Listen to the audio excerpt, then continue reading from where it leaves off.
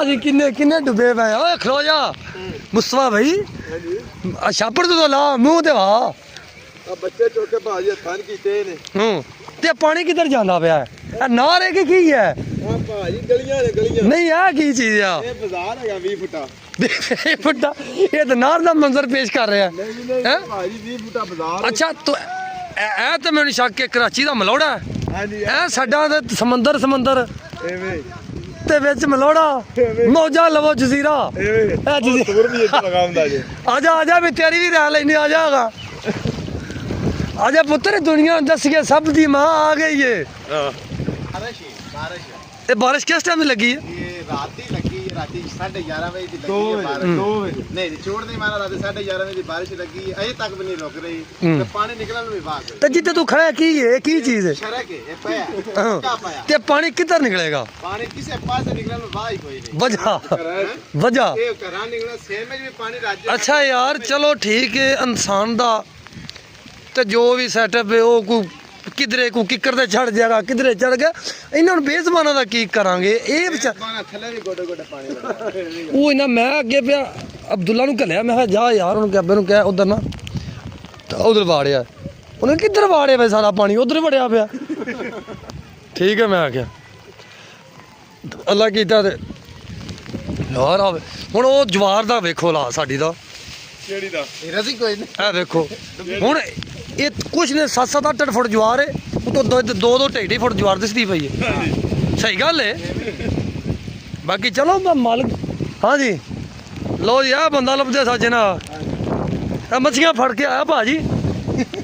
ये मई गिर है हाँ जी भाजी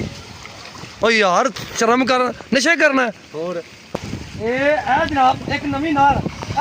बनाई है देखो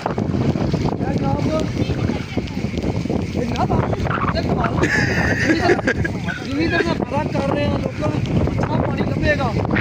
चल आज तरीके नार नवी जात की है ए बहार नार आ देखो ये इंजन ही भाई दी यार इधर फिर बाहर में टुकू तो नहीं बच नार पे मेरे ला मेरा ना थल्ले ना छोड़ के आया बेड़ी किन ले आके क्यों किधर बेड़ी नहीं लाभ रही हैं क्यों ममता नहीं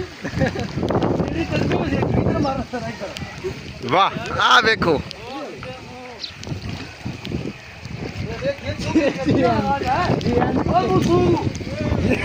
बंदा दे तो यार दिया चला मतलब पेश कर यार बल्ले बल्ले बल्ले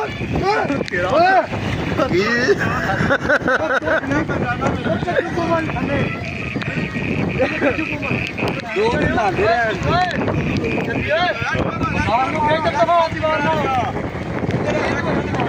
बड़ा खूज है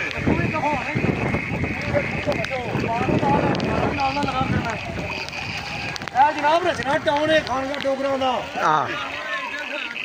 खानगा अब बेड़ी लाओ को बेड़ी निया का काम देखो यार पूरियां हो ये भाई डिग्गी ना निया दा हाल तू शापर आला उस कंगे में पति ते फड़ी रखो ओए खराब हो गई थी